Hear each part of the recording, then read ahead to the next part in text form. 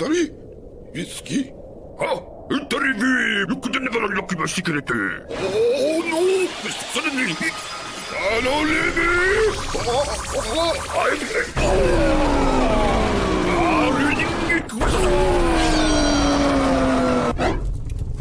Let's begin. Indeed.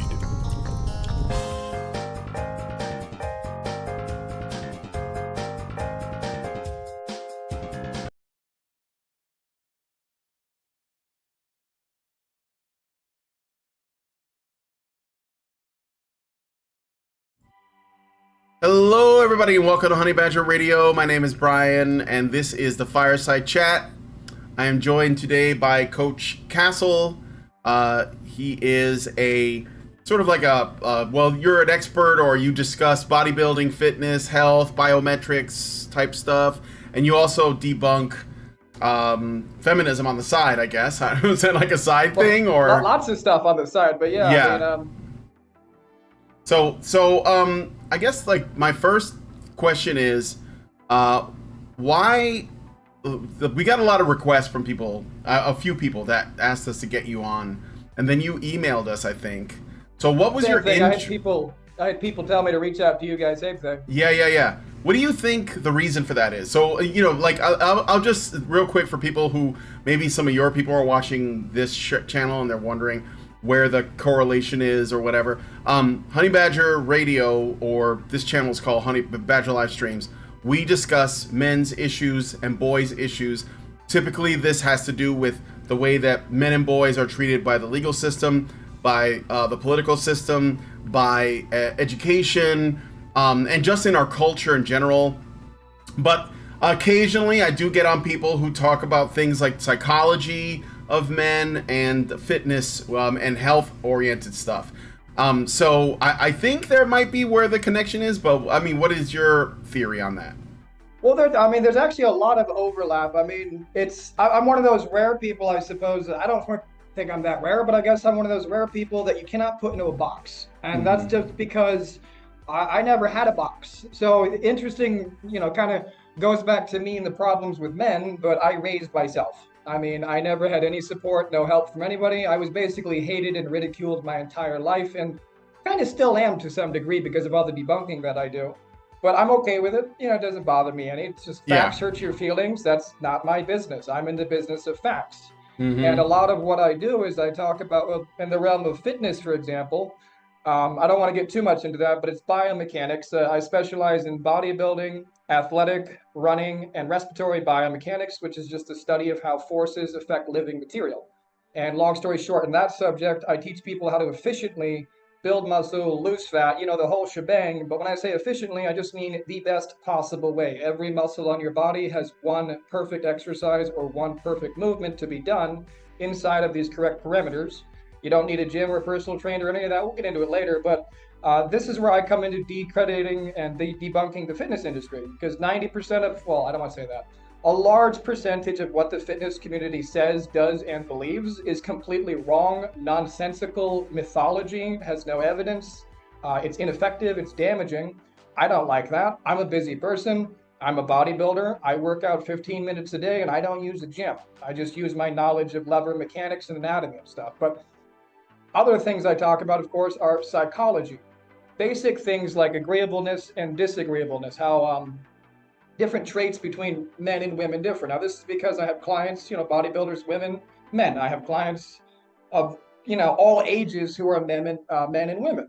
And 9 times out of 10, people hate hearing this, but they have to be coached, spoken to, trained, and everything else completely differently. You can't treat them the same because they don't react the same to the same things. And it goes back to psychology.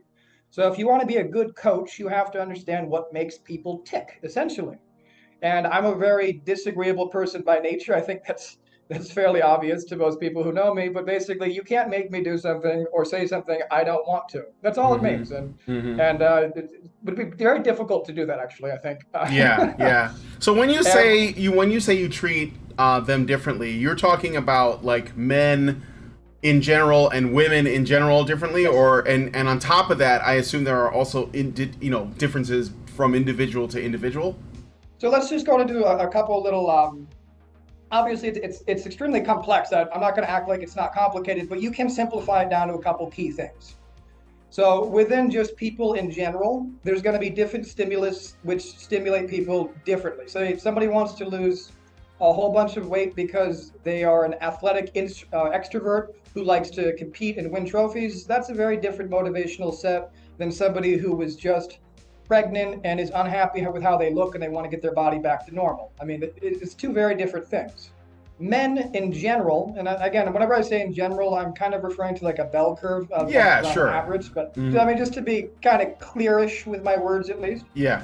Men in general, they're conscientious. Now, what conscientious means essentially is they are more than willing to work. They're totally good with working, don't mind working long hours, provided that they feel they're getting something for it, they'll work. They're industrious. They don't need to be told to do the work. They will do the work. They don't need to be babysat to do the work, if that makes sense.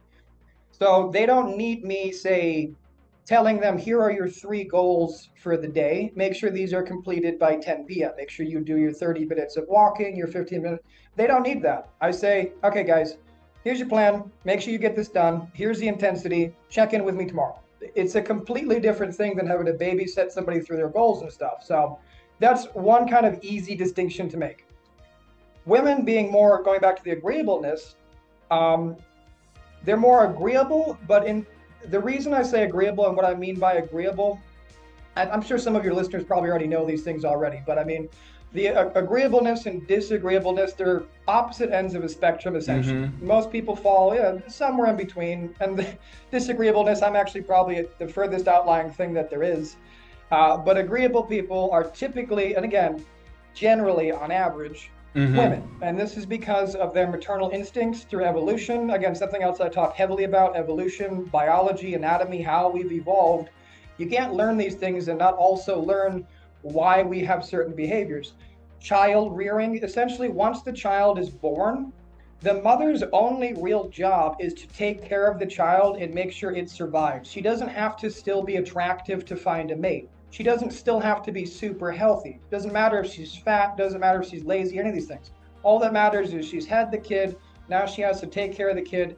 How demanding is an infant? Is a small child? They spend all their sleep, all their time taking care of these things. Men are not hardwired that way. Men are hardwired, I mean, to make the baby, and then they don't even necessarily need to be around for the baby. Humans are not necessarily monogamous creatures. In fact, it's kind of everywhere what humans are, but that's to be expected from a species which is known for adaptation. We need to fill a bunch of niches in case one niche gets burnt out. Is all this making sense? I just want to make sure. No, I follow you. Okay, make it follow. So how this applies to women who are more agreeable is, well, again, most women who are more agreeable, it's an unusual woman I meet who is not agreeable, but they'll tell you that they're not. But the difference is that they are agreeable. They're forcing themselves not to be that thing, which, by the way, I do encourage in women. I do want to point that out. I think women should struggle a little bit against that. Oh yeah, for sure. Women tend to be more disagreeable. Yeah. Women tend to go along to get along, because they've evolved a kind of in the social space. So they are historically operating with other women who also have babies, and so as a byproduct of trying to form community in your tribe, you also have to be a somewhat agreeable, woman, because you want the other women to support you when when you are pregnant, and they want to, help protect you or whatever. So yeah, I mean, women are more agreeable. My wife is, very agreeable. But she struggles with it. She wants to be more disagreeable. So it is something that you can train. Yeah. Well, the big argument I always make for them is, listen, it's very simple. When you're more disagreeable, you get more. And this is what this literally what the complaint of in men too, this is the complaint of the common agreeable person. Why do I do so much for other people and no one does anything for me? Yeah. This is literally the common thing across all agreeable people. It's kind of what it is. Well, just stop it. Be more selfish. I tell them, be more selfish. Take care of yourself first. People will respect you more because you're being selfish. They'll give you more respect. They'll take you more seriously. You can negotiate for a higher pay. You can get rid of Becky, the useless worker who's not doing whatever. I mean, I'm just throwing names, but you can get rid of the useless worker because you don't need to play nice with her. Go tell the manager she's not doing her job. Here are the examples A, B, and C, and fire Becky. Yeah. The agreeable woman wouldn't do that. She's going to say, oh, well, Becky's got 3 kids and her husband left her and she's got bills to pay. We shouldn't fire her. Well, no, that's Becky's fault. That's Becky's problem. Why didn't she keep her husband? Why didn't, I could keep going through it. But you get the idea of what I'm making here. But how this translates to me coaching women is, again, treated very differently. I'll put it to you this way. I'm not trying to sell services here, but just to put it in perspective, I offer primarily 4 plans. Basically, a $500 full plan. You get basically a crash course with me. All videos, everything kind of explained for you in about a 3-month format, 1-month format, depending. Or you work with me directly for a long period of time. Or you work with me online and you get consistent daily, weekly updates kind of a thing. That's more of an educational course. And then, of course, in person if you're doing bodybuilding, whatever that may be. But women will always pick the one where they're in constant contact with me. They've never picked one where it was just like, here, let me make the plan for you and educate you. I don't think I've ever had a woman buy one of those plans. Men always buy those because they understand if I just get taught all the perfect movements, I get shown them, I get the plan, I get the understanding, and I get the printout, I can read it, and then I can just do it and cross it off the list. They're not worried about that. I can just hand it to them. It's fine. Women, they need a friend, a confidant, constant explanations. They need constant reevaluations. They need constant contact with you to just everything. And I don't mind that it's different people. But the point I'm making is I don't think I've ever had a woman just pick a plan that she could just follow. They want, even if it cost a lot more, they want constant hand-holding the entire process. Does all that make sense? Oh yeah, absolutely. Of course, yeah. So it's interesting coming at this from this perspective. I think that men's physical health is as important as their mental health, obviously. I think that you're right. I think that the sort of mainstream, fitness, health, nutrition, I think it's all wrong.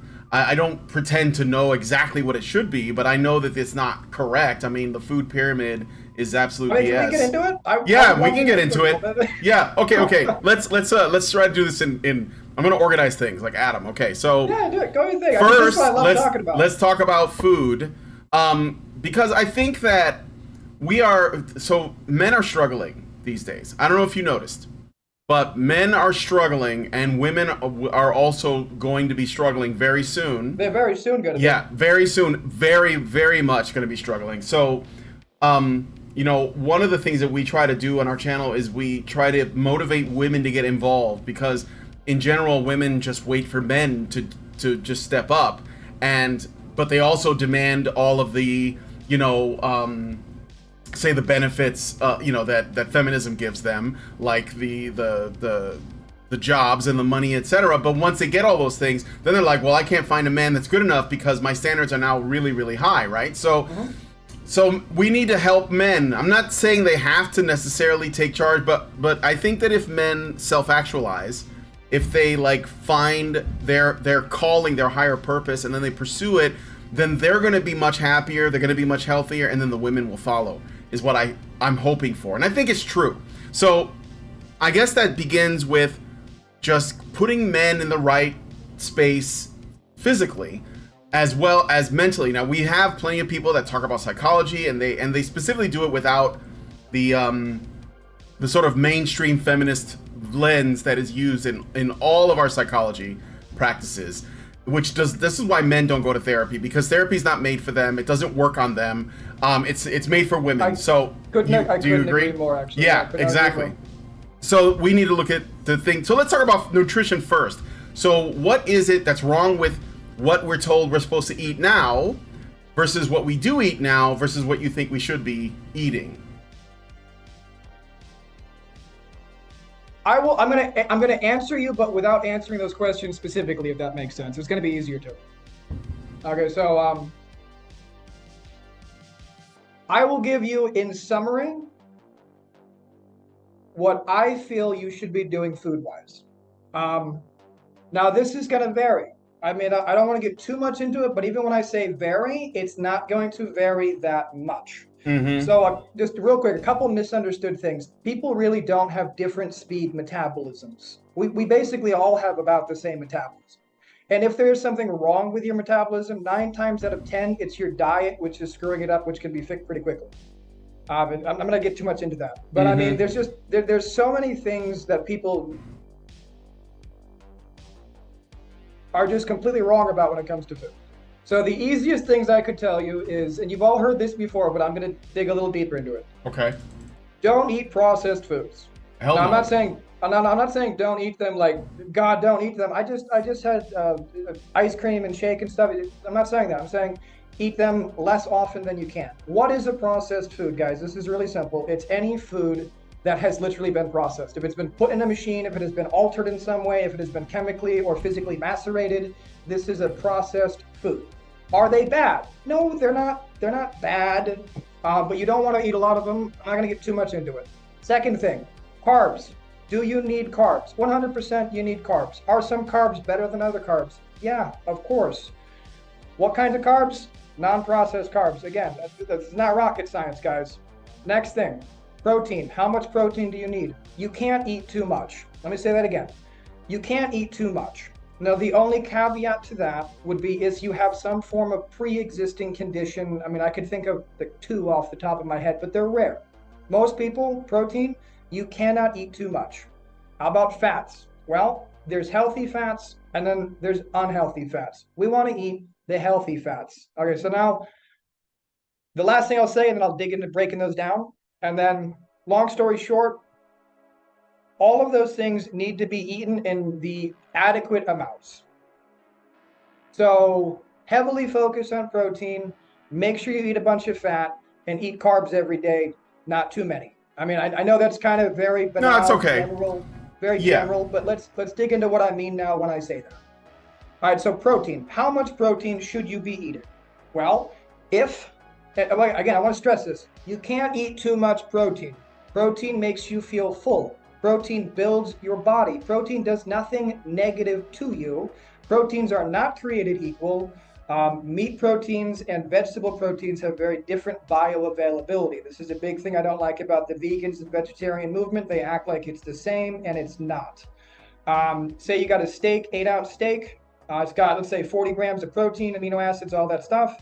You got a cup of cooked lentils. The vegan's going to tell you this is 40 grams of protein, etc. Here's the thing.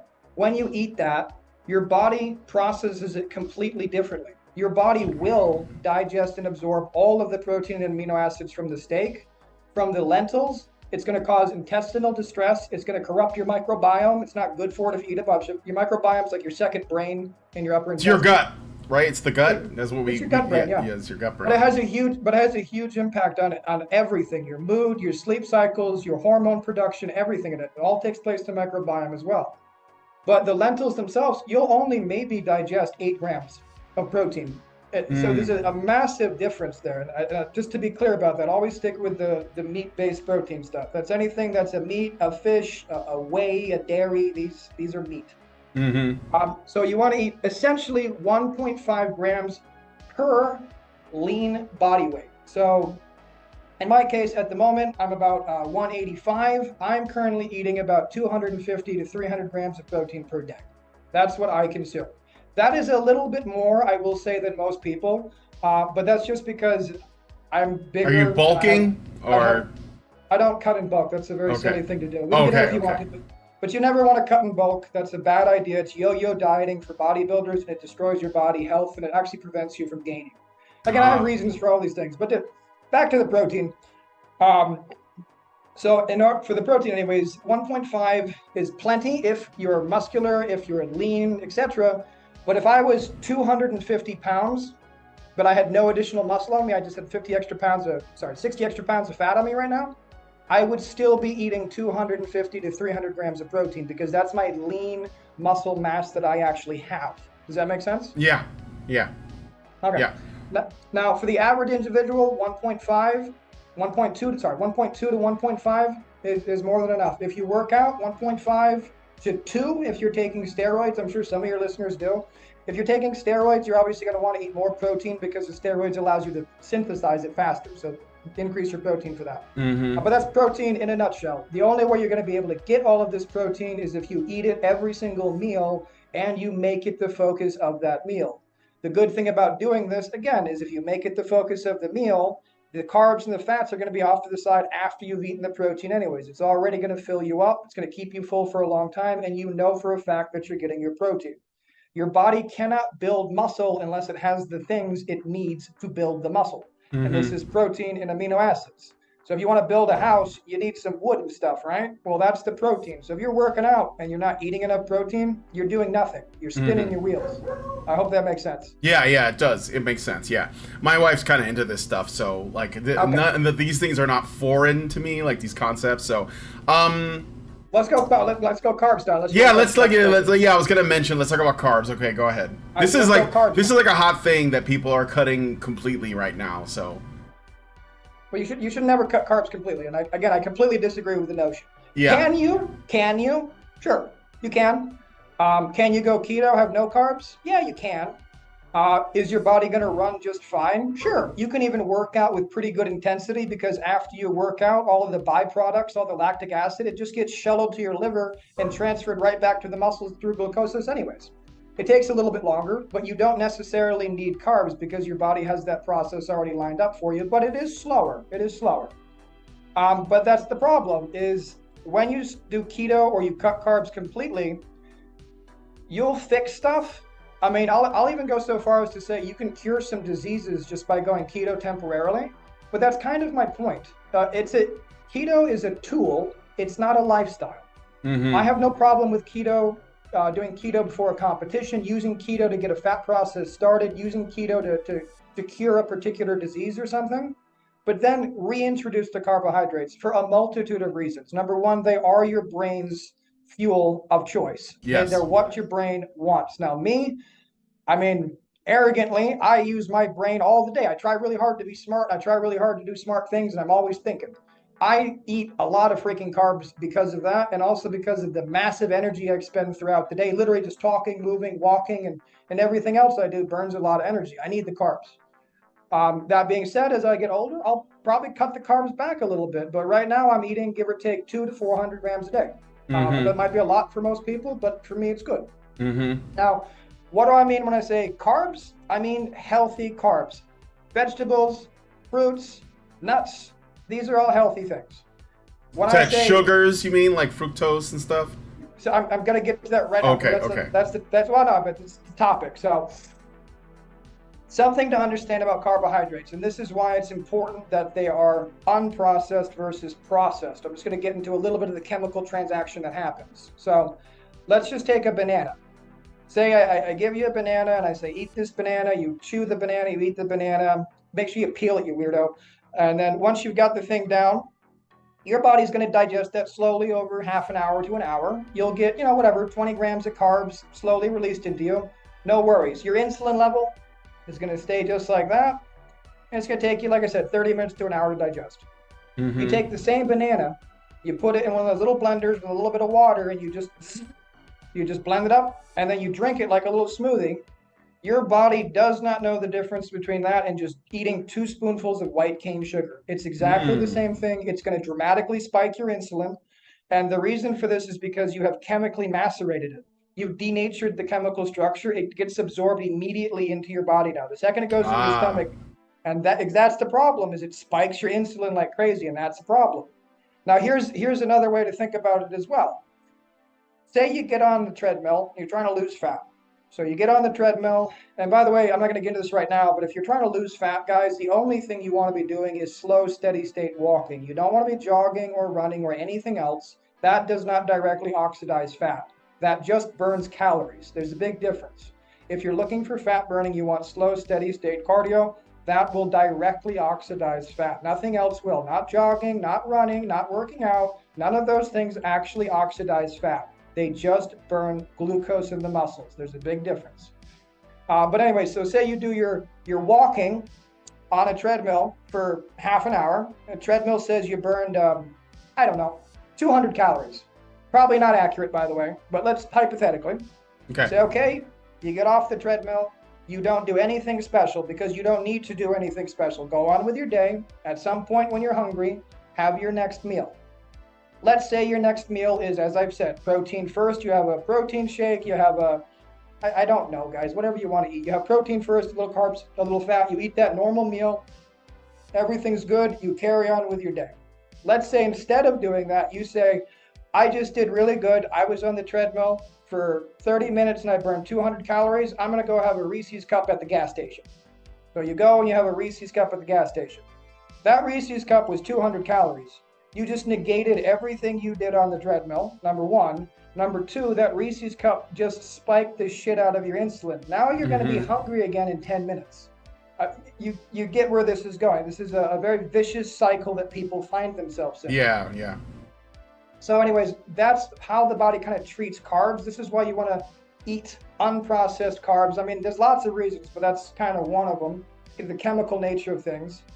Now, in regards to carbs as well, you do have to have them just for the minerals and the vitamins. This is what people don't think about when they think about health. I'll talk about these things till I'm blue in the face, correcting your breathing patterns, eating supplements, minerals, and vitamins. And they're just like, how do I make my biceps bigger? No. So the reason that you got to eat this stuff is because you need to strengthen your bones. You need to strengthen your fascia and your tendons and your ligaments. You need to have things in your body repairing and making your body better and more dense. So as you get older, you don't waste away. Now, I know most of you people don't think long-term like this. So that's long-term thinking, but just think short-term. In the short term, if you have a healthier body, you literally have a healthier mind. You have more willpower. You make better decisions. You can focus in better ways. I could keep going. You guys get the idea. Yeah. Good things. Absolutely. There is no downside to having a healthier body. I keep myself in tip-top shape year-round, not because I'm a narcissist, but because I need to perform at maximum efficiency year-round. And when I say that, it means lots of days. What that means for me to be performing maximally efficient is I might sleep 12 hours. I might prioritize sleep that day. I might prioritize nutrition that day. It depends on the day, but I prioritize keeping myself at a very high level so I can efficiently perform at a high level. And I know immediately as soon as something dips even a little bit. If I have pizza, I know 4 or 5 hours after I have that pizza, my stomach's going to be a little upset. I mean, that's cause and effect. I know it's going to happen, but sometimes I really want some pizza, and I know the next morning I'm going to have a little bit more trouble getting out of bed. I'll be a little bit lethargic just because. But then and then you can just make it up. You'll be like, okay, I did that, so I'm going to do this other stuff to sort of compensate, right? Get back to the center. No? Again, that's a biggie. Not to be rude about it, but no, it's okay. Never compensate. No. When I have pizza, I just go have pizza. If I want to go have cake, I just go have cake. And I have no trouble doing that whatsoever. Not because I'm a genetic freak or anything else, but it's because 95% of everything I do is simple, effective, and good. I'll walk you through today because today was an unusual day for me. So I woke up, I had a protein shake, I took my pills, and then I had a cream of wheat with brown sugar. I did my walk, I had clients. My next meal was shaved steak, cheese, and a taco shell. But my next meal was cheese grits, bacon, and pork belly. Then I say these things, people are going to think that's not healthy. Everything I just listed is extremely healthy. Pork belly is meat nothing processed with massive amounts of fat on it, which I deep fry in bacon. Oh yeah, all that. Grits are healthy carbs. Cheese is healthy dairy. I add butter to it as well. This is very fatty, proteiny, carby, and every one of those things is a very healthy item. That meal in itself was probably 800 calories, but that's 800 perfectly clean calories for me to be eating. There's nothing wrong with that meal. Now, if I took that meal and I replaced it with an 800 calorie, I don't even know, what do normal people eat old people? Normal people, just like like pasta? You mean it's usually carbs, like rice, a sandwich, like bread. Yeah. Replace it with one of those things. Well, here's the problem. not nearly enough protein. I'm going to be hungry really quick again because there's not enough protein there. I don't have enough in that meal. I'm going to have to make up that protein somewhere else during the day. All those carbs that I just ate without the protein are now going to digest faster because the protein's not in there with them. That's going to spike my insulin even faster. So again, I mean, the foods that I select and you should be selecting are just healthy foods that you put together that make them delicious. But just be aware of the actual calorie content of these items. I have a little bit more leeway with calories than most people, I know that, but that's also because I've literally been doing this my whole life. It's it's a little bit different. But anyway, so the minerals and supplements, you got to get them from your veggies. The minerals and vitamins, but you got to get them from your veggies, but you also have to get them through supplementation. It's impossible. I don't care if you're a Elon Musk. And by the way, I was a chef for many years as well. It's impossible to have a diet with all of the minerals and vitamins you need. I don't care if you spend $1,000 a day on your diet plan. It will not happen. And the reason for this is the way that we've been actually farming in America and getting our goods. It's called, you probably know this, but it's called 4-square plot farming. They'll rotate where they plant the harvest and to supposedly keep the earth, a little bit better, but it just completely depletes it over time and nobody's putting those nutrients back in there. So 30 years ago, you could eat 3 or 4 carrots and get all of your vitamin K for the day. Nowadays, you need to eat the equivalent of 30 pounds. That's literally how bad it's gotten. And this is why on a daily basis, I take 3 shot glasses full of supplements, is because I need them all and I prioritize my health. These are things, I mean, they're things I know a lot of people might just basic, but it's zinc, magnesium, calcium. I could go through the list, but it's all really basic things, but you need these basic things. B12, D3, fish oil, these are all basic things. And with them, your body and your mind perform at a much higher level, which is again, a good thing for everybody. So questions about carbs before I go to fats? Let me see. Yeah, so you said not processed carbs. It sounds like it comes from fruits and vegetables.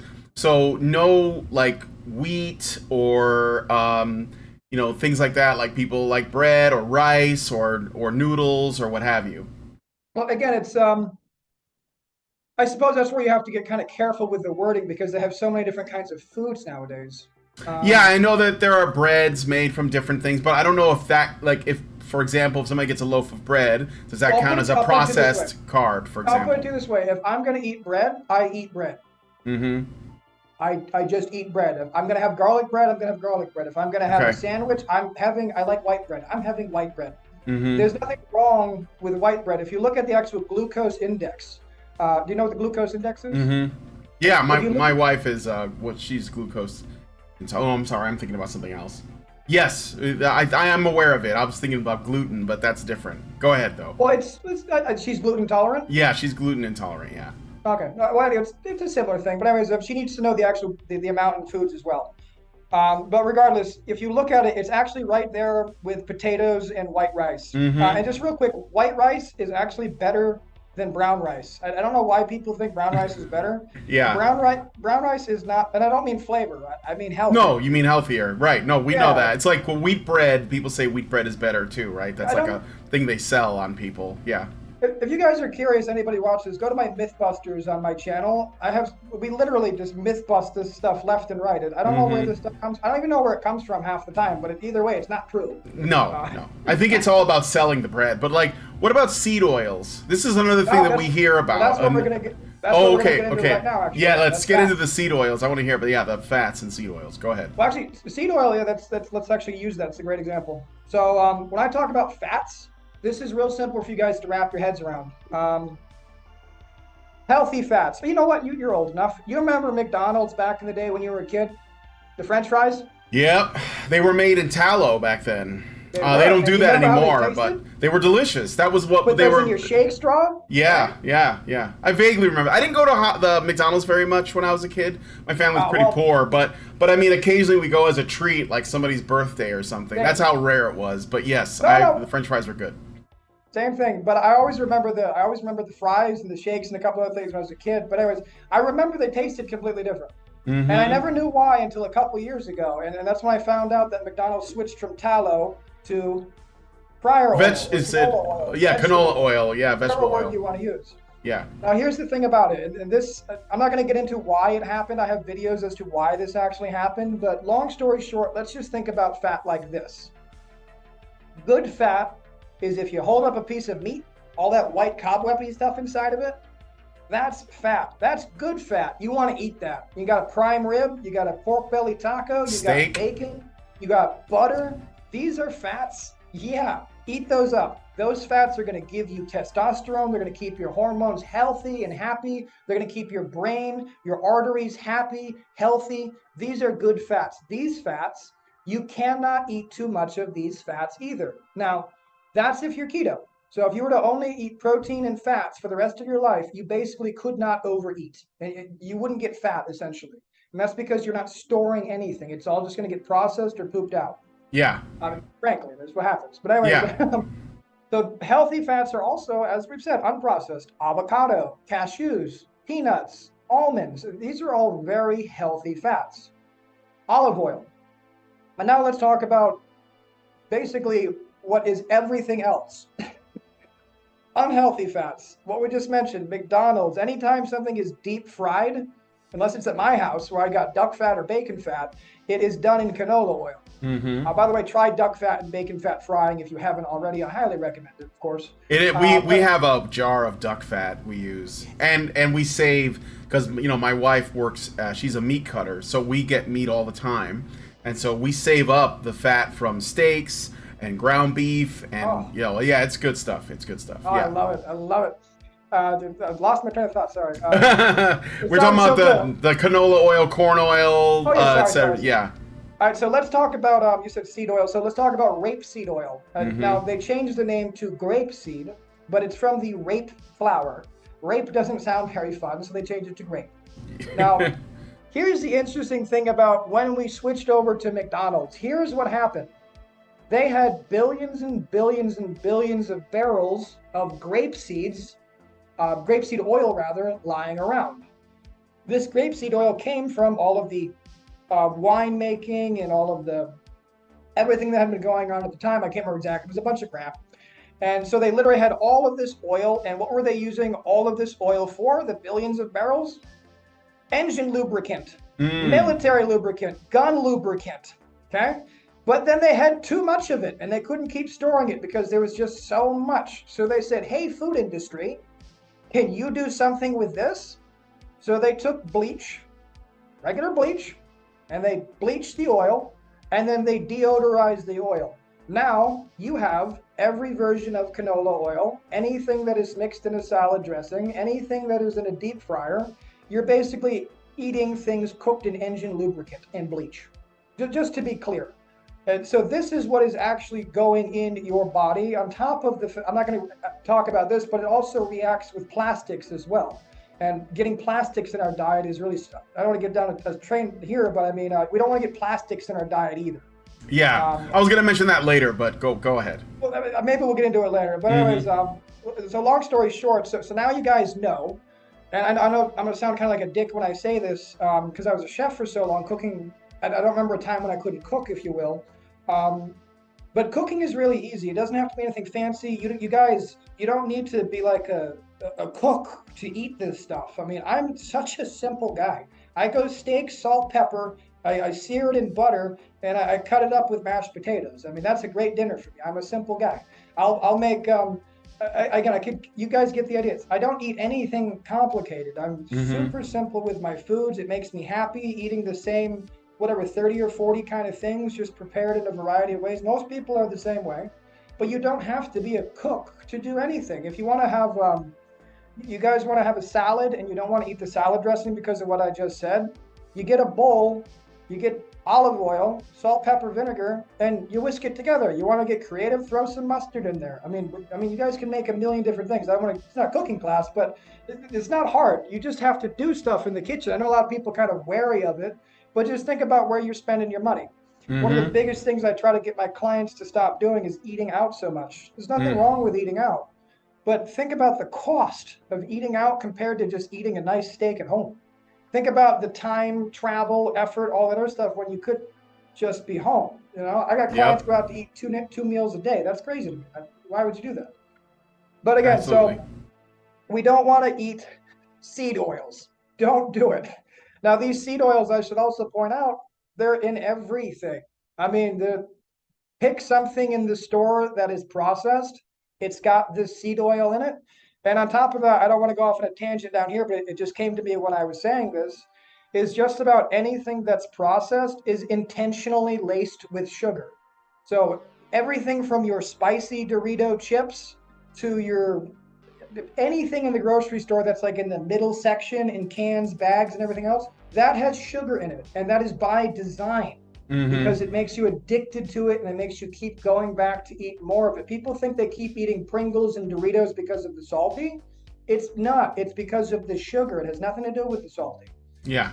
I just want to get that out there when I was thinking of it. Sorry. No, I think that's right. I mean, we don't do any of that. Like before, like years ago, I was, I didn't know any better. But like these days, yeah, I mean, you're basically like on point for the most part of what we're doing, my wife and I. So, so we talked about the seed oils. I wanted to about as far as fat goes. What about milk? Is that okay? Like raw milk? Like if you can get raw milk. Yeah, go ahead. Were you gonna say about that? No, I haven't had raw milk since I was a kid in upstate New York, actually. Yeah. If you can't get that, is like the A2 milk okay, or you can just get regular milk?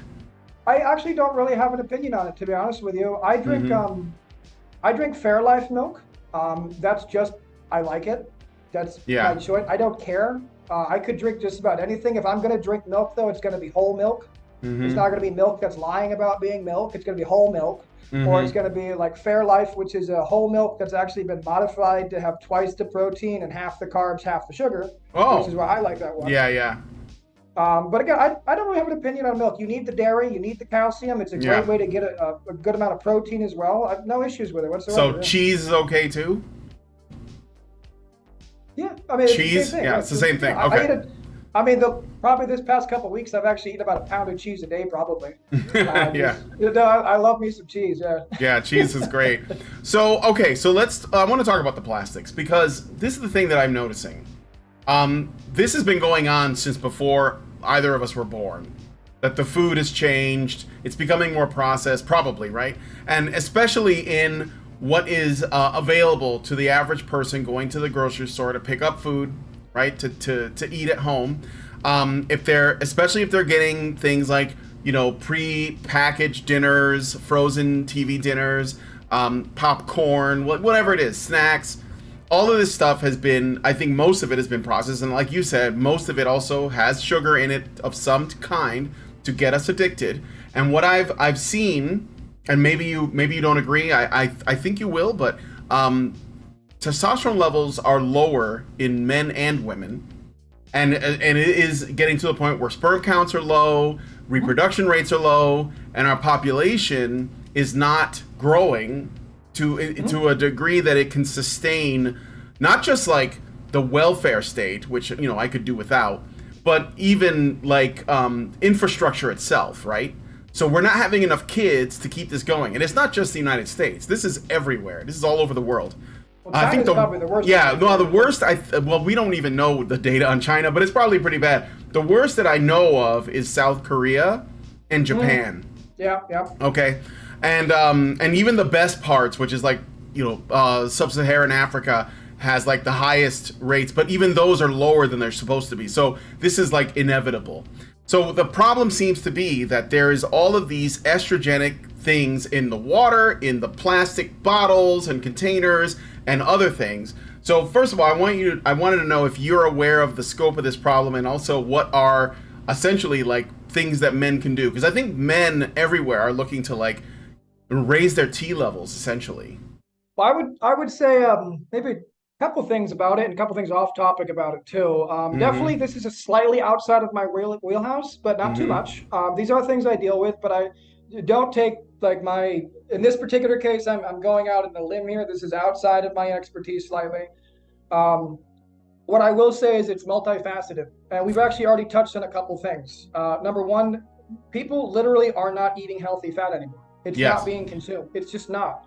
And if you're not consuming healthy fat, you cannot make these hormones. So that's number one. Another facet of this that you just talked about, we'll get to that more in a second, is the plastics. Now, I don't know again, I'll just go on a limb here. I don't know that much about it, so I want to be cautious with what I say about this.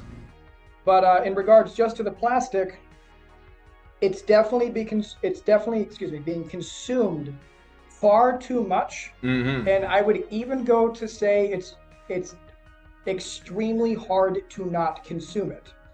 So I would say at the moment, maybe worry about plastic less, and the next couple things I'm going to mention more, because these are things you can have direct control over. Yeah.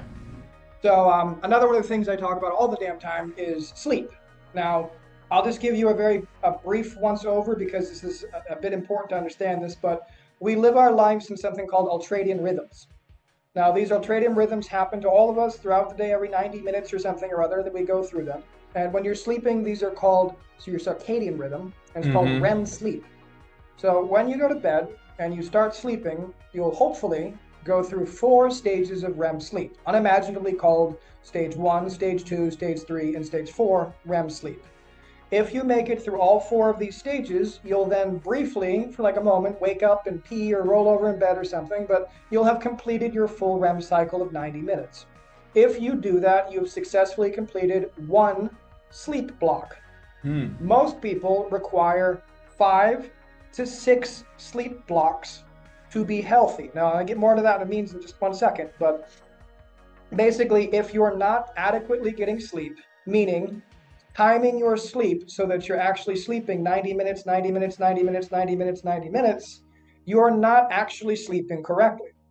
If you're not sleeping correctly, even for 1 single night, if you miss 1 block, just 1 sleep block, 1 night, your testosterone will drop by up to 43% and remain low for the next 2 days.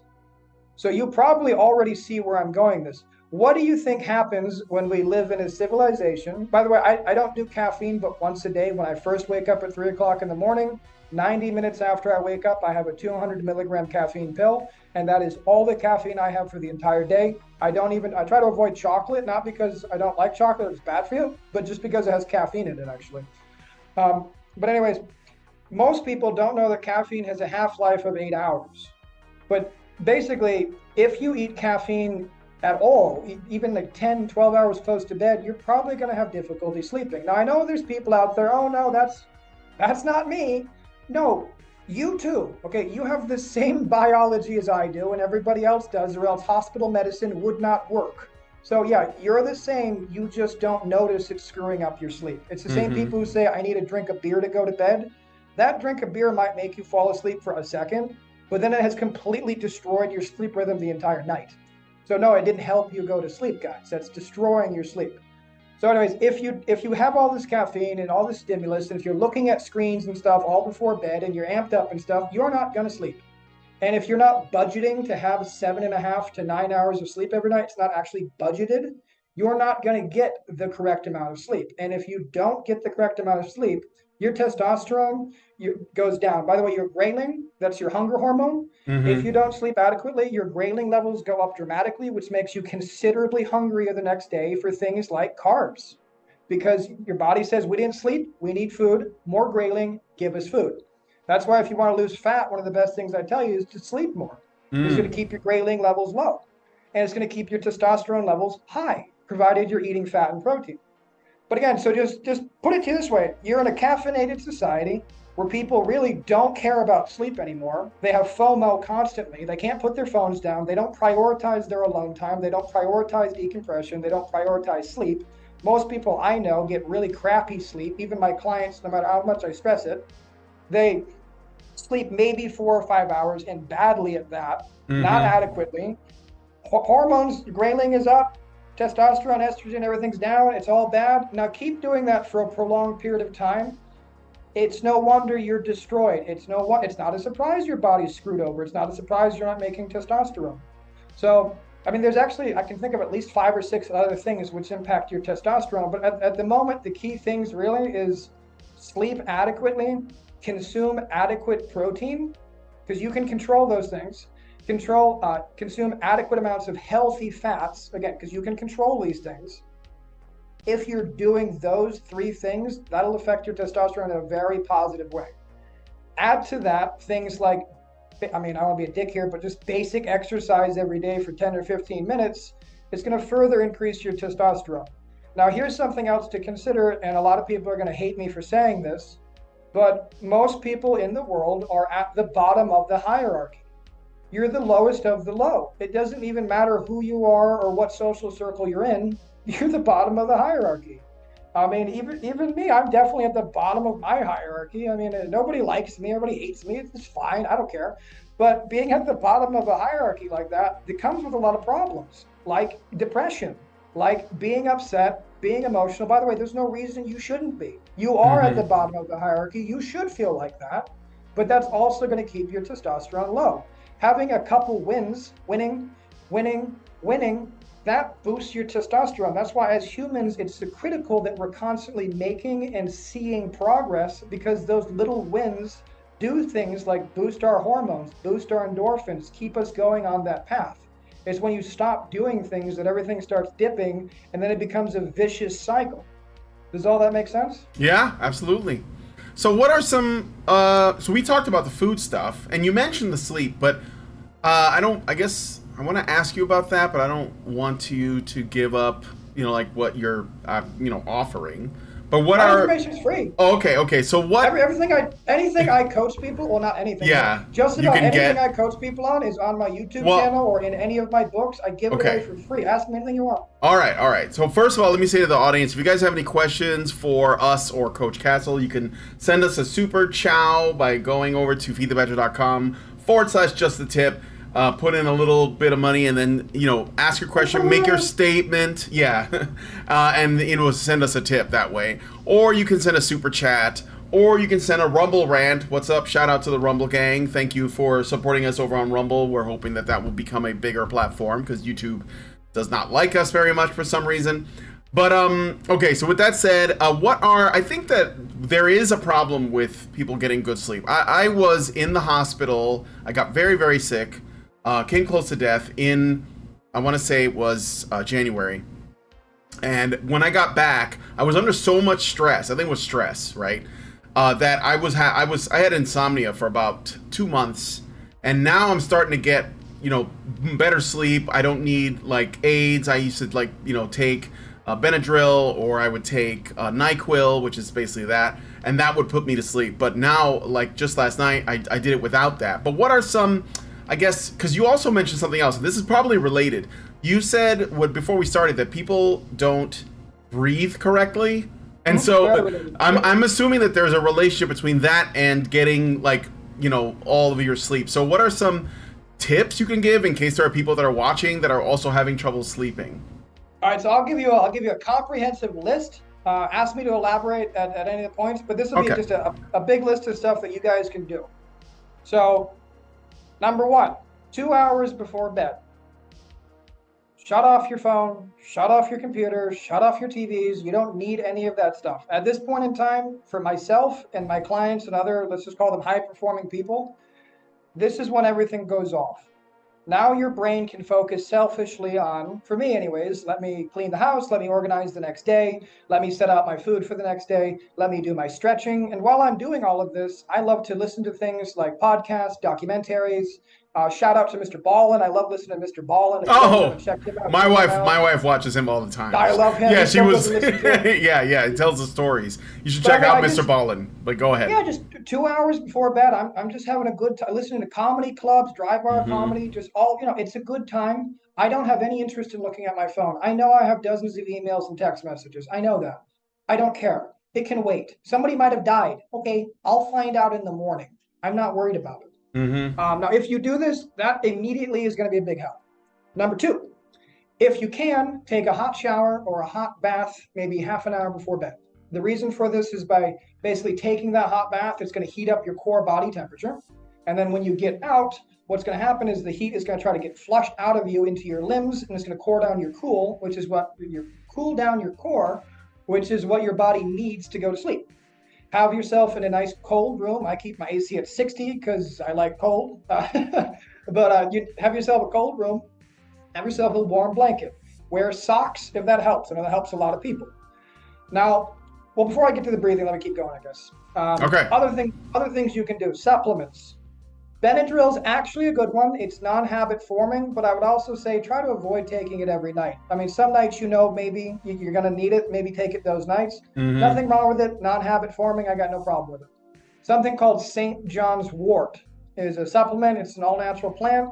Basically, you just take it. If you've had too much caffeine or you're overstimulated, this is just going to help bring you down a little bit. One of my St. John's wort. Okay. Yep. One of my personal favorites is melatonin 5 milligram time release. Now, I would say, though, that the only point in even taking melatonin is if you take the time released version. Because if you don't, it's just going to be digested within 3 hours. It's not going to last you throughout the whole night. So just take a 5 milligram time release version. It works great. You're only going to need to do that, though, if you're not spending time in the sun. If you're spending time in the sun, you don't need to do that. Don't waste your money doing that. There's no need to. Zinc and magnesium should be taken every single night. I recommend ZMA. It's just a blend of the two. But anyways, if you take zinc and magnesium before bed, it's going to help you sleep a lot. What did I miss here? So, I mean, that's most of it. Now, I would add 2 narcotics to the list. Weed. Now, I would use weed only if you're comfortable with the idea of using weed, and you should understand that when you do smoke weed, if you're doing it every single day, it's not going to work. Right. If you're having trouble sleeping and you want to take a puff every once in a while, that'll help put you to sleep. If you do it every day, what's going to happen is you're going to build up of THC in your system, and it's actually going to prevent you from going to deep sleep. You'll never attain that deep sleep, so you don't want to be doing that. And then the second one I would recommend, I'm sure, well, maybe some of you have heard of it, is kava. Now, kava is an extract. Oh, yeah. I think we have some, actually. Yeah, I'm in Florida at the moment, and there's a lot of kava bars around here. It's just a bar, and you go there and you get kava coffee, kava soda, flavored kava of all different kinds. And it actually has a reverse tolerance. Like weed, you build a tolerance to it. You need more weed to get the same effect. With kava, the more kava you drink, the less kava you need. It's pretty cool, actually. And it's a great way to really kind of relax your central nervous system and shut you down for the night. All right, so now let's talk about breathing. Now, I'll just give you a once-over on breathing, just very briefly, so you kind of follow me here. When I say most people don't breathe correctly, I'm referring to the fact that around the age of about 5 years old, for give or take the past 50 years, we have culturally indoctrinated all children, men and women, to breathe as an upper chest breather, or what's called a vertical breather. So when you see them breathe, well, you don't see me doing it, but you'll see them go like this. So this is how most people breathe. They don't even realize it. The issue is that when you breathe like that, you're not actually using your diaphragm. Now, I'm not going to get all complicated with this, but long story short, what you want to do is forever, till the day you die, only breathe with your nose. Never breathe with your mouth. Only breathe with your nose. You should always breathe into your stomach. Now, for those of you who are wondering what I'm talking about, a very easy way to explain this would be to have you lay on the floor as if you're going to do an abdominal crunch with your legs bent at 90 degrees. Make sure your lower back is touching the ground, and then put some form of a weight on your belly button. A 5-pound dumbbell, a water bottle, a cat, I don't know, something. And then literally try to breathe into your nose and make your belly, technically your diaphragm going down, but your belly raise. The way it's going to be raising is because you'll finally be inflating your lungs fully. When you fully inflate your lungs, your diaphragm goes all the way down and you're breathing considerably better. Now, how long should you do this? You should be inhaling for 5 to 6 seconds, and you should be exhaling for 5 to 6 seconds. When you exhale, it can be nose or mouth, but when you inhale, it should only be nose. I don't want to get into it, but it mixes it with nitrogen oxygen. It filters it. It does a lot of stuff. You always want to breathe with your nose. You always want to breathe into your belly. And most people, they breathe using only about a third of their lung. It causes them to have all these posture problems. It causes their face and their jaw to become misaligned. It causes all kinds of shit. With women in particular, their diaphragm and pelvic floor, well, everybody, but women in particular, their diaphragm and pelvic floor, they really need to take care of them because they work in concert together. With men, if you're any kind of a power lifter or a bodybuilder or something like that, you know what I say, brace your core. What you would do is you would take a complete full inhale into your belly, and then you'd make yourself rigid like I was going to Spartan kick you in the belly. Now, that's bracing your core, but you would naturally do a complete and full inhale to brace your core. But that's generally speaking the only time somebody would do a full inhale. And what you want to do is always have a complete full inhale and then a complete full exhale. Now, how this translates to actually sleeping, as you alluded to, is very simple. In a nutshell, if you're not breathing correctly, you're not sleeping. It's that simple. I've seen so much craziness about sleep apnea machines and sleep masks and tape and supplements and left and I don't understand. It's completely unnecessary. You just have to correct your breathing rhythms. You want to become a 360 breather, basically breathing your entire midsection, if you will, fully inflated. It takes time. Most people I coach through this process takes about a year. And that's just because you don't work with me for a year, but you get the information and you apply it for a year. It's basically just constantly being mindful of how you are breathing. Now, when it comes to sleep, if you're not the best breather, as most of you listening probably aren't, here's what you're going to do. You're going to do something called 4-7-8 breathing, or you're going to do something called feather breathing. Now, both of these are actually very similar. You'll see why in a minute. But here's the basic principle. If you'd like to imagine your lungs as being balloons, you have two balloons on the left side of your chest, and you have 3 balloons on the right side of your chest.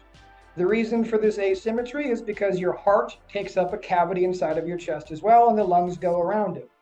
Now, when these balloons or your lungs fully inflate, so you do a complete full inhale, your heart is then going to be compressed and kind of squashed between these fat guys at a party, if you will, and it has to beat a lot faster to maintain blood flow to your body. And then when you do a complete and full exhale, and then your lungs have no air inside of them, the heart can beat nice and slowly. Now, when you're going to be going to bed, how do you want your heart to be beating? Slowly, of course. So how do you accomplish that? You accomplish that by keeping your lungs more or less empty. I'm not going to get into too much here, but it's very simple. If you're doing 4-7-8 breathing, you're going to be focusing on, once again, guys, I'm going to keep repeating it because it tends to stick if I repeat it. You're going to be breathing in nasally into your belly for 4 seconds, holding your breath for 7 seconds, and then exhaling through thinly pursed lips for 8 seconds. And when I say seconds, I'm referring to seconds, not your made-up seconds. So 1 Mississippi, 2 Mississippi. Exactly. Yeah. Now, of course, you can just go on YouTube. There's a million different videos of 4-7-8 breathing. Just do a follow along. Oh, okay. Most people do. It's I'm not the only one. It's a very common thing. And just do the follow along. That's a wonderful way to get yourself to sleep. You'll go to sleep real quick, as a matter of fact. Couldn't tell you time, but it's going to happen real quick. And then... Yeah? Oh, I froze up on my side. Am I still there? Okay. Oh, yeah, you're still here. Yeah. Oh, Is no, it still frozen up? Anyways, that's cool. So then you have the feather breathing, which is almost the same thing. You're just going to do a complete and full deep inhale nasally into your belly. And then you're going to be fully exhaling through pursed lips, but as slow as is humanly possible. So pretend you got a feather on top of your lips and you don't want to move the feather. That's where the feather breathing idea comes in. So you want to be trying to exhale for anything from 30 to 45 seconds. Now, for most people, when they first try the 4-7-8 breathing or they first try the feather breathing, it's actually going to be quite difficult for them. And the reason it's been so difficult is because they're not used to using the diaphragm. They're not actually used to fully inflating, and they're not used to fully deflating either. But say you try the feather breathing the first time, you fully inhale for about 3 seconds, and then you manage, a 7 or an 8 second slow exhale. No worries. The next breath, just do better, and just keep trying to do better with each consecutive breath. And in no time at all, you'll have it down. Now, these skills, the 4-7-8 and the feather breathing, it's not like these are just for sleeping. These are tools that you can apply at any time. So say somebody cuts you off in traffic, your heart is accelerating, your adrenaline's going, you're all pumped up, and you know how we all get. Yeah. You're driving a very heavy vehicle, so you know how it gets. So instead of panicking, freaking out, getting mad, road rage, flipping the finger, pulling your Glock from the gun compartment, instead what you're going to do is you're just going to do your 4-7-8 breathing or your feather breathing, and within 1 to 2 minutes, your entire central nervous system is going to be completely relaxed again. You'll be back to normal instead of jittery for the next half an hour. That's where these kinds of tools really come into play. That's why I like teaching this kind of stuff. When it comes to breath work, there's so many tools you can know to speed up your heart rate, to release adrenaline, to do all of these things, but they're just tools, and you should be applying them strategically throughout your life.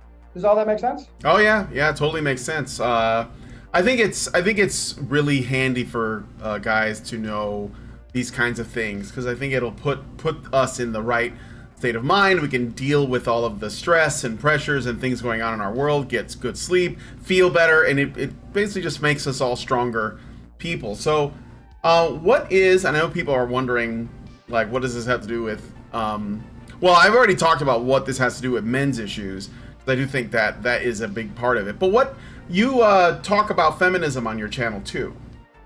What is your, I guess, why feminism? Why do you talk about that? And in what way? It's one of the subjects that, I should say, it's one of the many subjects I've dug into. I have a particular hatred for feminism, that's all, I suppose. Yeah, and why is that? I want to know if we're on the same page. Well, for probably the same reason as any other guy. Yeah. Feminists are quite, I mean, I don't want to be a dick about it, but I mean, feminism absolutely started as something I would 100% be behind, if that makes sense.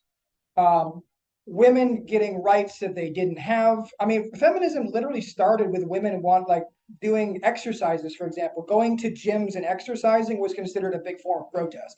You know what I mean? That's ridiculous. So again, feminism in the beginning was about women getting the right to vote, the right to do this, that, and the other, all that. I'm 100% on board with it. Where they lost me is when they completely lost their freaking minds. So no, yeah. women are not equal to men. And I'm not saying that like we're fucking better, but no, we're just different. Very different. Yeah. We're not the same. We should not be treated the same. We should not be competing against each other. You shouldn't tell a woman she can do anything a man can do. You shouldn't tell a woman it's crazy to me that we have a generation of women who, not even we have multiple generations of women who have raised their daughters to hate men and their sons to be useless, sniveling pieces of shit. Does that make sense? What if I told you feminism was always trash? And that it was never good? It seemed to be good in the beginning. I don't know. Explain your reasoning.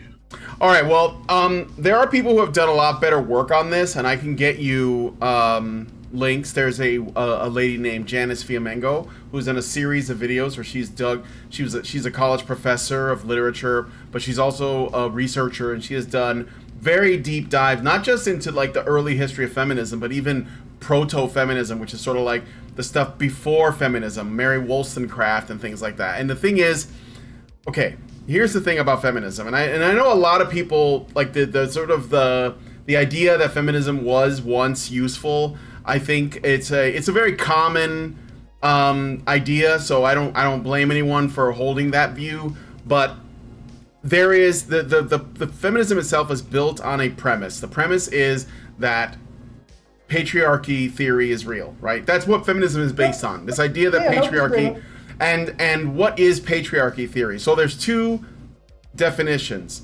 But I'm going to go with the feminist definition because that's the one they operate under. And the feminist, So the feminist definition of patriarchy is that all of our society, all throughout history, was built and maintained by men to benefit men at the expense or to oppress women. And that's obviously completely wrong. Yeah, that never happened. Like, just real quick. Just to be a dick about this, but real quick, how could that possibly have happened? It couldn't. How could it possibly have happened? You know what I mean? Yeah. So, what they're doing is they're taking. We lived until relatively recently in our history, where we've been able to live comfortably enough that we are no longer afraid of, the invading armies, opposing tribes, wild animals, nature, whatever. We've only recently gotten to a point where we can all live in relative comfort in, homes, in shelters with clothes and industry, and, food is easily accessible. You just go to the store and buy it, whatever. So the reason why we built all of that was because men were trying to make our society more comfortable for women so that we can raise children and essentially like sustain the next generation. This is what it's always been. So women have been kept safe from the dangers of the world, whether that is again like another faction. You see what I'm saying? Yeah. But the way that feminists have translated that, or at least like have altered this, is to say that because women have been kept safe, this is just them restricting women's freedom. And it's just not true. And a primary example of this is the vote. So the vote is often brought up as like the one right that women should have gotten. But the vote wasn't a right. It was never a right, not even for men. So if you look, and this is just in the States, but I think you can apply this to any country that has a vote. In the States, in order for a man to get the vote, there were two things that needed to be made, one of two. One was they had to own property, which basically means you had to, you own some land, or you are invested in a piece of property, which means that you're invested in the country, which means you get a voice in the vote. And usually it was a vote per household, not a vote per person, right? So a man, the father of the home, would go vote, but he would be voting on behalf of his wife and his children. And so typically the man and the wife, the husband and wife, would have the same idea of who will be best to vote for. You see what I'm saying? Like women, a woman who loves her man is not going to vote the opposite candidate. They're going to generally have the same political beliefs at that time. And so there is that. So, and the vote is a responsibility. A man votes not because he wants something from the government. He's voting in what is the best interest of the country and of his family and of his children and his children's children and on. Now, when World War I came around, I think it was, or even the Civil War came around, we offered a vote to men who would fight in the war. Because in that way you have a different kind of skin in the game, right? A man would go and fight in a war, and as a reward, you could put in quotes, you would get the vote, assuming you came back in one piece and you were able to vote. And so World War I was around the time the suffragist movement was going on, and there were women who wanted the vote, and they were trying to get, there was actually two groups. One was trying to get the vote for women and for men, but not necessarily men that were fighting in war, just any man. And then another group was looking to just get the vote for women. And in particular, they wanted the vote for white women. They weren't trying to give the vote to other women, okay? Mm-hmm. So the whole thing is a mess because people don't look at it that way. But if you look at it in, I guess you could say, like, in trying to put yourself in the shoes of the people at the time, we understood that when you voted, you had to be if you were a man, okay, who was a soldier or could be a soldier after World War I, when you voted, you were thinking about, like, I don't want us to go to war again because I don't want to get sent off to get killed for some, at the hands of some other country. I don't know them. I don't know what's going on over there, whatever. Or you're worried about your kids. So men would be voting in the interest of what could affect their country, their family, and their legacy, their future, right? Their offspring. When women got the vote, at first they were voting for the same things. But then when you got, I think it was Lyndon Johnson's Great Society, which came after World War II, he basically introduced a new set of policies, essentially the welfare state. And he said, okay, now if women vote for me, I will essentially have the government give you money to keep you, afloat. And the only thing that I will ask for in exchange is the vote. And in addition to that, he set it up to where it was like, you can get money from the government to help raise your family, but only if there is not a father in the home, because otherwise a father would do that job. So then you had women who had the vote, did not have to get drafted, and they still don't get drafted. They don't have to sign up for selective service, and they can just vote for whatever they want. So the whole, and then people started calling it a right, but it isn't. It's an obligation. It's a responsibility. That's how it should be seen, because that's the reality of it. But we're now in a time now way past that. And I'm just saying that as an example of why feminism was never useful. Just real quick, okay. I've completely lost you. All I have is your voice. I have a white and black screen right now. Oh, can you not hear me at all? No, I can hear you just fine. We still got visual audio. I just that's don't know weird. if the visuals going, or if you're okay over there. No, yeah, on my end, people should be able to see me. I can see it just fine. There could be an issue with your Zoom. I don't know. You're hosting. I'm sorry. It's okay. So I guess what I'm getting at is this. I think that the idea that feminism was once good or is useful in some other part of the world, I think that is false, and I think that the only reason why we are being sort of like conditioned to repeat this lie is so that feminism always has relevance, because it is a multi-billion-dollar industry. Like basically lying to people. I disagreed with, yeah. Yeah, and another thing too is, you know, going back to the original assumption, which is patriarchy, you would have to think that men, if it was true, patriarchy, then women would never be able to get any of the stuff that they're getting. They wouldn't get welfare, they wouldn't get, you know, free, they get basically like tax paid, which is... This, yeah. I'm sorry to cut you off, but no, it's okay. A lot of this literally goes back to what we were saying earlier. It's just, I mean, in a nutshell, I mean, being kind of an asshole about it, women want a bunch of shit that they don't deserve because they haven't fucking earned. And even if there are some outlier women on the extreme end of the bell curve who are disagreeable and they are willing to be competitive and to do men's jobs in men's fields, they are the minority, and they are mostly unhappy doing it, and they're only doing it competitively, and they will almost always, all of them, stop around the age of 40 to 50. And that's because they suddenly, all of a sudden, they need a husband, they need a man, they want a family. Yeah, very few women actually just do the career thing their whole life. And you know what? No one ever said they couldn't. Like I've never seen a man. Nobody said you couldn't. Anywhere. No, I know, but I've never seen a man anywhere say we shouldn't let ladies have jobs. The only thing that I think you might get is, well, yeah, you can pursue a career if you want, and that's fine, but you may decide later in life that you want to start a family, and that's okay too.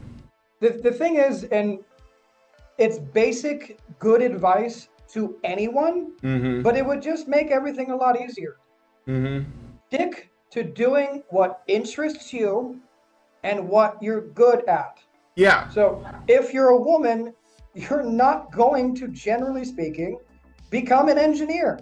That's not interesting to you. You don't give a shit about that. Why would you take that job? Because it pays a lot of money? You're going to have a miserable job that pays you money, so what? But you're not going to want it. You're not going to be nearly as good at it as the men are, and you're not going to be as competitive as them either. Yeah, so why would you do it? I don't think women take jobs for the money, though. I think. Well, I mean, the point I'm making is more the competitive women. Oh yeah, sure. The women that are ambitious, for sure. But I mean, you couldn't tell them not to do it anyway. I mean, like the normie women that are basically like fed this line about, about status and stuff. And the truth is that women don't have to, because whether you get it through the state, like welfare or government payouts or whatever, or you get it directly from a man, like a significant other, you're getting money from men, because men pay into the tax system. They are a net contributor, and women are a net drain. It doesn't mean women don't pay taxes. It's just if you look at the overall numbers, right? Yeah. So how it's actually taxed. Essentially the way the government acts like it's like the biggest pimp, you could say. Because it basically takes money from men, gives it to women. And that separates women from men. And I think that's the reason why. And then you add on top of that all of this kind of hysteria around, things like rape culture and stuff that makes men appear to be predatory and scary and criminal and violent and all these other things.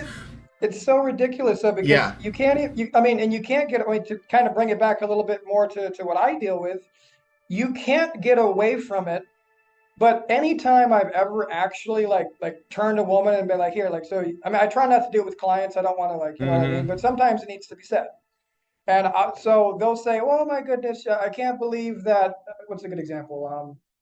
I can't believe he got the job instead of me. I've worked at the company. I worked at the company for 10 years. He's only been here for 2 years. Blank to be blank. And I said, whoa. I get it. Listen, if I was you, I'd be pissed off too. But 1 second. Just seriously, 1 second. Let's look at this. Okay? It's probably a good thing. Let's take a look at this. You've been at this company for 10 years, right? So yeah, you've had the same job. Yeah. Have you got more money? Oh, a little bit every year. Okay. What are you doing to make yourself more valuable to your job? Well, I do my job. No, I didn't say that. What are you doing to improve your skill sets or to bring more value to your job? Yeah. Oh, nothing. I just asked for sick days twice a week because I got kids and this, that, and the other, and left and the right and the other. I said, okay, well, how about this guy? He's been there for 2 years. He's already made the company an extra $1 million. He's revitalized the marketing campaign. He's done this, and he's done. You think he doesn't deserve that promotion? You had 10 years to do that. Why didn't you do it these 10 years? And then they literally, I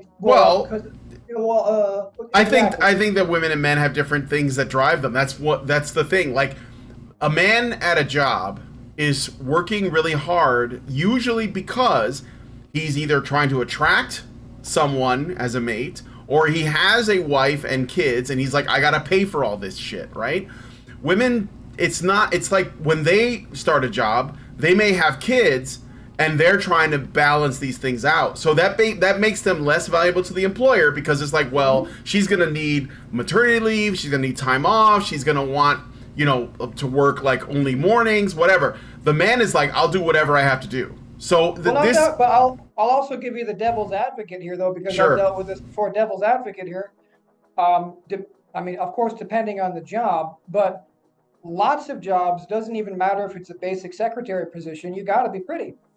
Yeah, that's true too. I mean, I don't even say that's a devil's advocate thing, but they yeah. don't care the guy's attractive, but they do Right. care that it's an attractive female. Right. That does matter, and I understand feminist point from that, but at the same time, only to a very small degree. I mean that like to the smallest degree. Yeah. Because to be fair, it's an oversexed society. But how about guys who are the highest paid guys in their fields, in particular industries as well? They have like porn. They got to have a big dick. They got to have a shredded body to be a male model. You have like it applies to men too, not as much. But how about women? Women get to sexually signify everywhere they go. They get makeup. They can wear anything they want, revealing outfits, dresses, tits. They can talk about whatever they want. They can gossip about whatever they want. They can sexually harass anybody that they want. Nobody says a word to them in the workplace. Men have to wear suits, completely restricting clothes, and they basically can't say anything they actually want to say. Yeah, right. Well, the other thing too is that I think when you say women should be attractive, I think like it's not hard, because if you just take care of yourself, you don't like, unless you are Quasimodo, I think you'll be fine. But you take care of yourself. There are plenty of guys. Take a shower sometimes. Who just ugly faces, just flat. Yeah, bodies, I'm talking. For sure. Yeah, but nothing you can do about that. Yeah, but anyway, I guess like I think that there's we've been going for almost an hour and a half, so I'm gonna wrap it up. But yeah, I was just checking. That's all. I was just checking myself. Yeah, no, it's all good. So I think that we're on like the same page. But if you want, I'll send you Janice Fiamengo's YouTube channel, so you can see the whole history of this stuff, because it is. But at the same time, not to interplay some of the stuff. At the same time, I'd like to say that. I don't want to be like dismiss this, but we got to deal with what it is right now. Yeah, for sure. Sure. No. How it used to be is almost irrelevant. And I remember a long time ago, I should mention this. I remember a long time ago when I got red pilled, and I got red pilled fucking hard. A story for another time. But I really resented women in a way I didn't think was possible. And I'm sure somebody listening to this probably going through the same thing. And I would just like to point out that the way I kind of made peace with that was just acknowledging that we are different things. Society at the moment treats us very differently. But if you learn how to play the game, you just take advantages of all of that. You literally just use it to you're no longer resentful about it. You're no longer upset at the way that feminism has ruled the world. The way that I look at it nowadays is, okay, this is what's going on. How can I use it to my advantage? One of the obvious examples that everybody's going to know on this one, I think it's probably the most disgusting thing I've ever seen, but OnlyFans. Yeah. OnlyFans was created by two guys who exploited everybody, all women, to become billionaires. You know what I mean? Like that's genius. But very few women actually make money on that. I think it does a lot of harm to their ego too, because they're like competing with like I guess tens, right? But I don't think it's good for any of them. Well, it's not good for. I don't think it's good for anyone at all. But the point is, that's one way that somebody found to literally capitalize on women's natures. I capitalize on women's natures not by being a dick, but by understanding what makes them tick. That's why I can coach them so very efficiently. That's why I know what to say to them, what to text them, etc. It's the same reason, by the way, I should point this out there, anybody else listening. My personal 2 cents on the matter: don't chase women, don't look for women, don't text women, don't engage with women in any way, shape, or form unless it seems like a good idea. What does that mean? She is pursuing you in some form of an active way, and when you look back at the woman who is pursuing you, you see value of some kind. If it's just tail, I mean, maybe you're into just fuck. I'm not into just tail, but I mean, if you look behind you, there's a woman who's chasing you, who respects you for who you are and wants to bring value to your life. I would go ahead and take time out of your life to pursue that. But even at that point, even though it's been a while for you, maybe, hold back, stay away, keep your distance, wait and see. The best advice I give to everybody, male client or female client, it doesn't matter if they're married or they're single or they're dating or they're actively, it doesn't matter. Be as selfish as is humanly possible. I try to help as many people as I can. It's why I do what I do. But I can help as many people as I do because I'm so selfish. I'm so selfish with my time. I don't give my time to anyone who doesn't deserve it. I don't go drinking. I don't party. I don't socialize. If a chick wants to go out with me, she's got to try really goddamn hard to go out with me. I generally treat women like nuisances, honestly. And when you treat women like they're complete shit, by the way, they do tend to like you more. Yeah, I'm not going to get into that. No, I appreciate it, and I appreciate you giving us some of your time. I will end it here, though. So I would let everybody know. Thanks for coming on Fireside Chat. Thank you, Coach, for coming on and you know, talking with us for a while. Maybe we'll have you on again, talk about some other stuff. I know we didn't really get into everything, but check out the channel. It's in the description, and I'm gonna head out now. So if you guys like this video, please smash the like button, subscribe if you're not already subscribed, hit the bell for notifications, leave us a comment, let us know what you guys think about what we discussed on the show today. Links to all of your YouTube channel, your Instagram, I think, and other stuff is in the description, the website. Thank you guys so much for coming on today's episode of the Fireside Chat, and we will talk to you all in the next video. Peace, everybody. Men's rights activists are machines, dude. Okay? They are literal machines. They are talking point machines. They are impossible to fucking deal with, especially if you have like a couple dudes who have good memory on top of that too. Holy shit, you're fucked.